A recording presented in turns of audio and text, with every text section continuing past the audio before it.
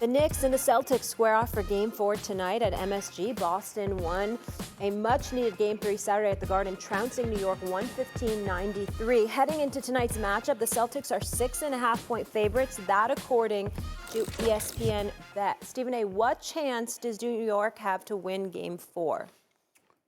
I'm giving them about 20%. Okay. I'm thinking that if Jalen Brunson explodes, they keep this tight. Palms might get sweaty. And as a result, Boston could be had, potentially. But I'm definitely giving Boston an 80% chance to win. They are the better team. They do have the better players. They have the more seasoned players. They're the reigning defending NBA champions. And Brown and Tatum, we know what they bring to the table. Can't say enough about Pritchard this year. Drew Holiday, no personality whatsoever. I mean, it's the quiet storm that he was. Did you see this, brother? Did you see this, brother Wendy and Jay? Did you see this brother pull out of Austin Powers after he made a three? The spy who shagged me. Did you see him do that? I mean, hilarious. I mean, this is Drew Holiday coming out with personality. Love Drew Holiday. Love Derek White. Love old man Horford. They're the better team, and they're the champions. Does it mean they can't be beat? No, because they can beat themselves. Relying too much on the three, making the wrong basketball decisions, turning the ball over at inopportune times. All of those things play a role.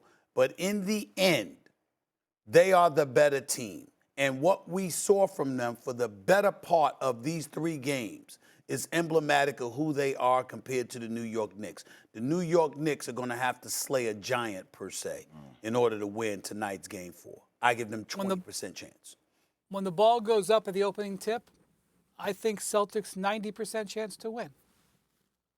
But if we get to 5 minutes in the fourth quarter, it's within 5 points, now we've got a different conversation altogether. Now it's 50-50 at best, and frankly, it might be 51-49 in favor of the Knicks because they handle their business under pressure. Jalen Brunson handles his business, and the Celtics don't always do it. So the goal for the New York Knicks tonight is to get it to 5 points at 5 minutes, or, 8 points at 8 minutes, something like that. Make the Celtics think about their life in the fourth quarter. They are so good that they can knock you out long before that.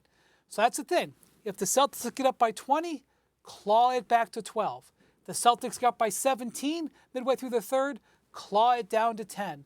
That's got to be the Knicks game plan. So that's what I'm going to watch. I'll let Boston come out of the gate and hit 6 out of 7 threes or whatever. Just stay attached and give yourself a chance. I'll give it 5 to 10%. I don't know if tonight is a game where you can let Boston come out and get a 20-point lead again.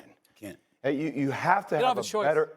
I hear you, Wendy, but you can't keep getting yourselves into these holes and then try to claw your way out of the trenches. I think you got to meet them right at the bat in a street fight. And the question always comes down to conditioning. Like, with the amount of time you play, can you sustain in a game of this magnitude? And I'll say this.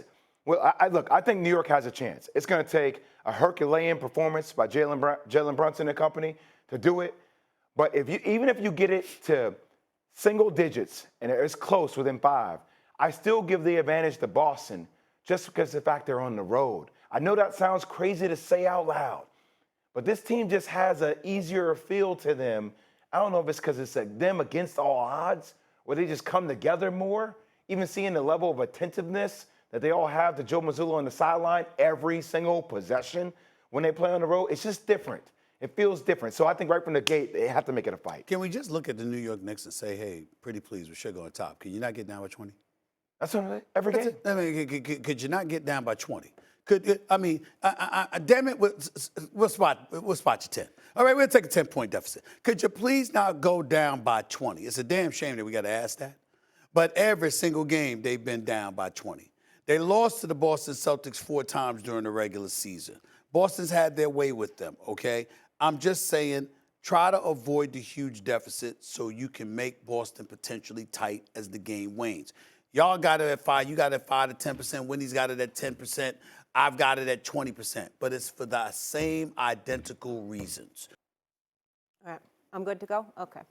Mitchell Robinson had a tough day at the free throw line, converting just 4 of 12 attempts. He opened the game by missing his first 5 and showed clear signs of frustration, especially after an air ball late in the opening quarter. Here's Mitchell Robinson on his critics.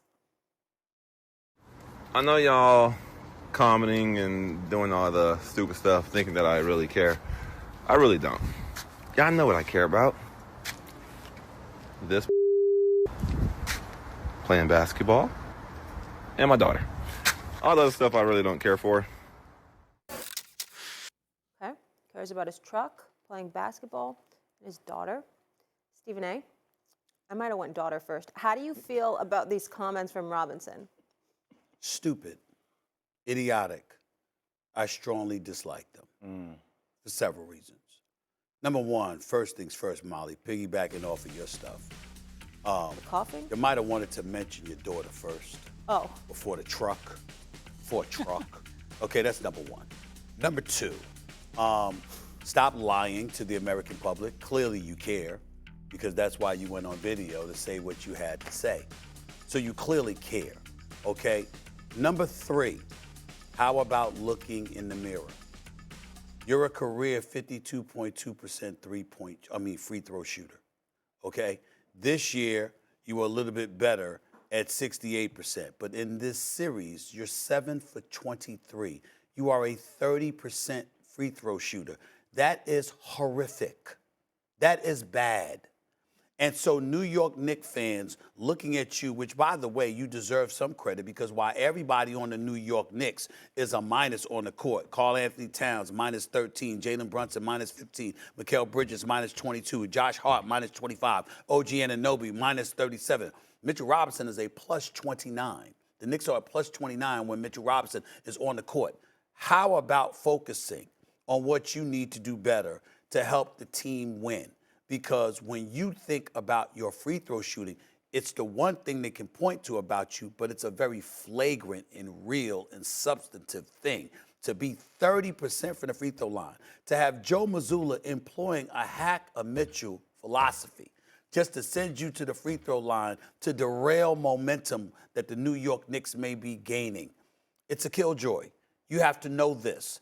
And instead of pointing to the fans, knowing that this is a fan base that hasn't won since 1973, how about asking yourself, what have you legitimately done to help this team overcome its doldrums? And look at that, instead of getting caught up in your feelings and responding on social media. I didn't like it at all. I was surprised to see this, because I kind of felt like the Knicks fans are in love with Mitch right now.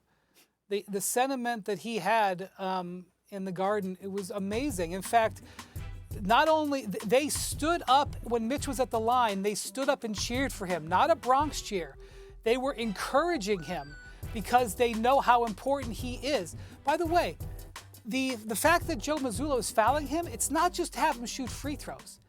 Joe Mazzulla wants him out of the game. He's not, yes, they're trying to steal possessions. That's definitely going on. Joe Mazzulla wants him on the bench. That's a compliment. He's saying all those Knicks out there, all those guys getting paid huge money, all those superstar players, Mitch Robinson's the guy he's worried about. And after game 2, he was asked by the media, Joe Mazzulla, and they were like, why do you care so much about Mitchell Robinson? Why are you trying to get him out of the game? And he's like, he's the only guy who's a plus on the team. All their other starters aren't getting it done. So this is a time for Mitchell Robinson to celebrate how much of a role he's playing in this series. Having said that, the Knicks would kill for him to shoot 68% right now, Stephen A. He's under 30% in this series. If he was shooting 68% in this series, it'd be a totally different situation. They wouldn't be able to foul him.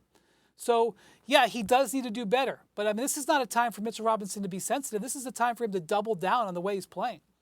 Guys, you can't claim that you don't care about the noise while you're busy yelling over the mic, right? And if there's anything that we know about Joe Mazzulla, or sitting right next to the bench, seeing Sam Cassell literally every other possession when he was in the game, it keep employing the same tactic over and over and over. They know they're dealing with somebody who is fragile mentally. And yes, Wendy, you are correct. When he's on the court, think about even that last possession on Jason Tatum. Did a hell of a job guarding him, couldn't allow Jason Tatum to get to a step back, forced a corner pass out when Mikal Bridges got the steal. But he is being targeted. And that's going to be the question it's going to come down to. Yes, he's helpful on the court defensively because his versatility and his ability to switch. But offensively, if you can't make free throws, Joe Mazzulla and company are going to target you each and every possession. And if there's anything that as a Celtics fan or somebody on that staff that you just learned again, is that you're going to continue to make his ass a target. Just off that video right there. I'm going to keep targeting him.